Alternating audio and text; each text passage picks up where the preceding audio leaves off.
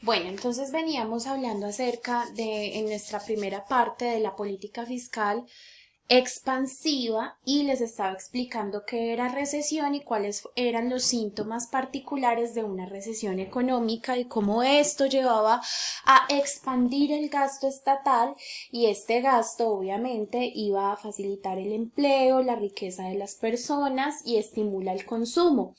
No obstante, es posible que estas medidas, cuando se hace una política fiscal expansiva, porque el Estado tiene que estar destinando, gastando recursos económicos a la lata, genere algunas medidas que hagan que se provoque una inflación de los precios, ya que la demanda de los bienes y servicios, porque entonces la gente va a tener dinero para gastar y va a querer gastar más, entonces la oferta no va a alcanzar, por lo tanto la poca oferta de que haya tiene que obligadamente subir los precios y esto va a acelerar un proceso de inflación que tampoco es conveniente para un Estado. Por eso es que el mercado se tiene que ir equilibrando en la medida en que vayan sucediendo los acontecimientos sociales, porque entonces cuando provoca esta inflación se genera una cosa que se va a llamar un déficit fiscal, porque entonces el gobierno no va a tener ya más presupuesto porque ha gastado y gastado recursos económicos para brindar trabajo y hacer que la economía circule. Pero al subir, ¿cierto? Al subir la economía, el gobierno entonces se va a quedar sin plata porque los gastos evidentemente superan el ingreso del Estado, lo que a largo plazo puede dificultar el crecimiento económico. Entonces me imagino que ustedes muchas veces han escuchado a los presidentes de la República decir es que este año hemos tenido un déficit fiscal, pues claro, porque el Estado gasta más de lo que tiene, ¿cierto? ¿Será que el Estado, por ejemplo, en Colombia gastará más de lo que tiene en el pueblo? Bueno, esta es una gran pregunta que creo que podríamos abrir aquí un debate y sé que hay muy buenas respuestas de ustedes con respecto a esta temática.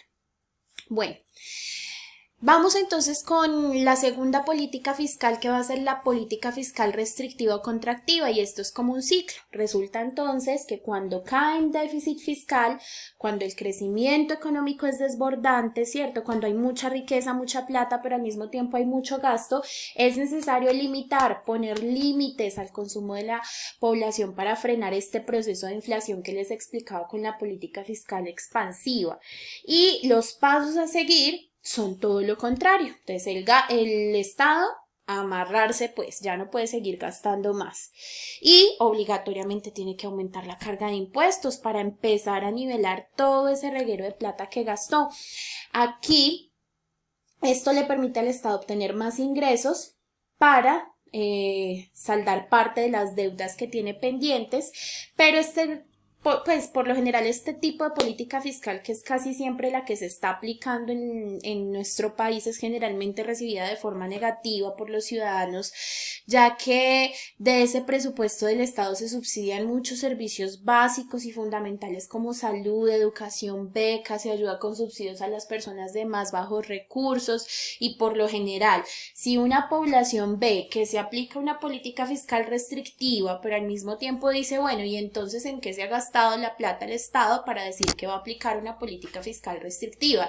Y el Estado dice, ay, no, es que estamos pagando los errores que cometimos al contratar, por ejemplo, compañías que se robaron la plata de las contrataciones para hacer puentes o, por ejemplo, puentes que fueron hechos y diseñados de manera corrupta porque se utilizaron materiales de segunda para ahorrar, como el puente de Chirajara que se cayó y entonces el Estado dice, ay, tenemos que pagar esos errores que cometimos, ¿cierto? Entonces, obviamente el pueblo se va a rebotar porque no se está administrando bien la política fiscal ni se está administrando de manera la política financiera de manera clara. Bueno, un plan de operaciones, el presupuesto público.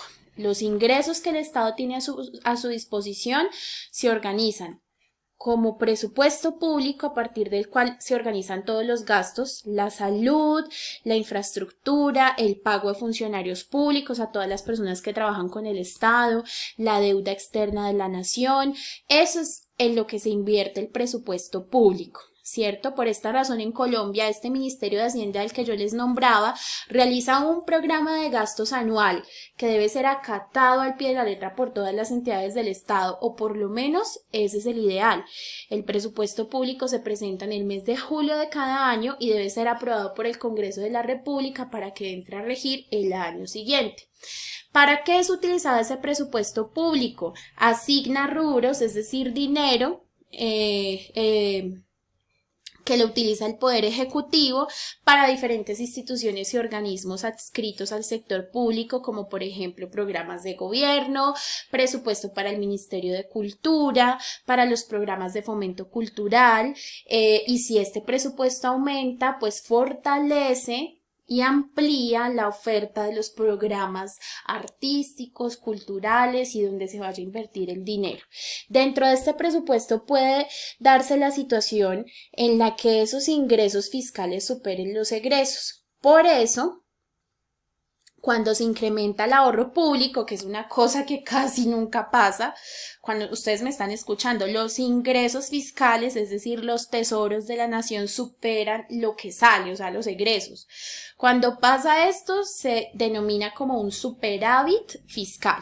Creo que nunca en la vida nosotros hemos escuchado esa palabra y menos en nuestra nación.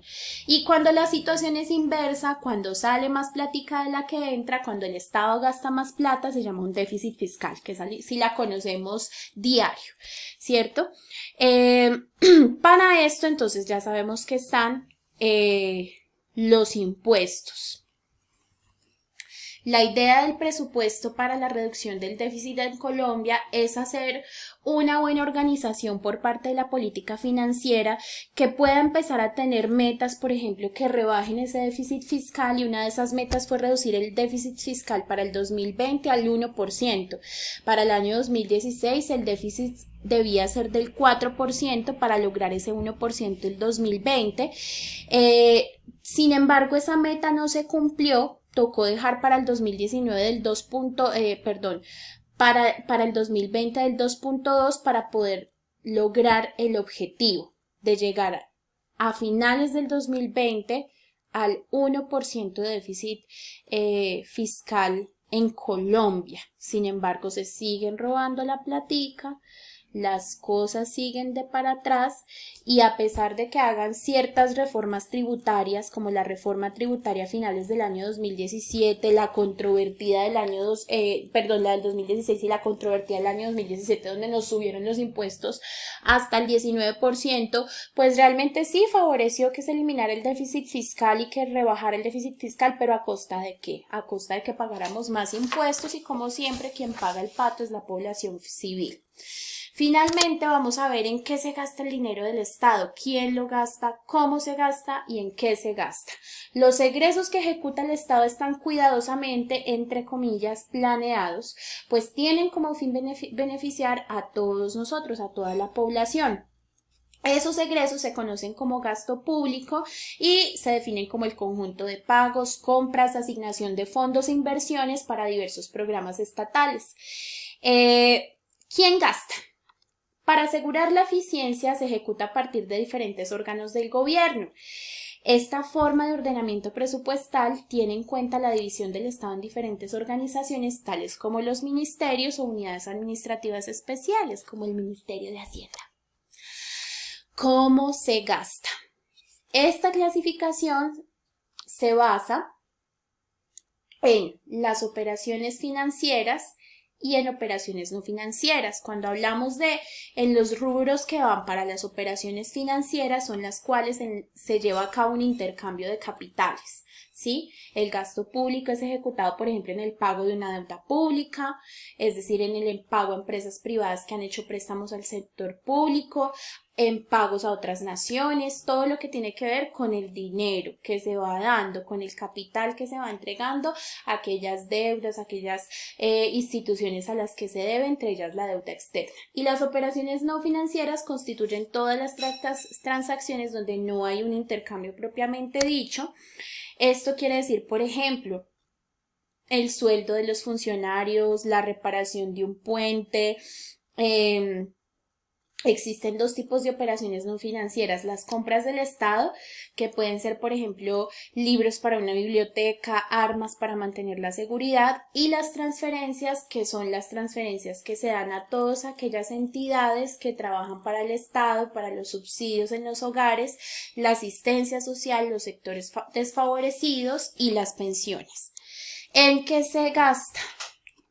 Por lo general, el gasto público se gasta, valga la redundancia, en servicios públicos básicos para el funcionamiento del sistema de salud, educativo, judicial y nacional, para la producción de bienes públicos de carácter preferente, todos los gastos materiales relacionados con la salud, para las actuaciones de protección y promoción social, programas que fomenten servicios sociales, como acceso a la vivienda, fomento al empleo, seguridad social, actuaciones de carácter económico, como por ejemplo las ayudas que se dan al transporte público.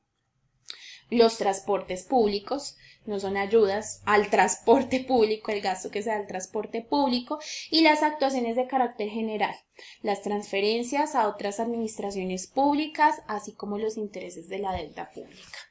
Creo que hasta aquí queda claro en qué consiste la política fiscal, las implicaciones que tiene el libre comercio para la economía, las implicaciones que tiene el Estado sobre el libre mercado, qué es la política financiera, qué es la recesión, en qué se invierte, cómo se organiza el presupuesto, cuál es la entidad encargada de la recaudación de impuestos, cuáles son esas políticas fiscales como herramienta para alcanzar los objetivos estatales y cuál es el papel que cumplen estas en nuestro país. De todas formas, chicas, deseo que estos dos videitos de economía les queden muy claros. Si tienen alguna pregunta, la pueden escribir en su guía de respuestas para ser respondida en nuestra próxima clase de economía. Les mando un abrazo y estamos hablando.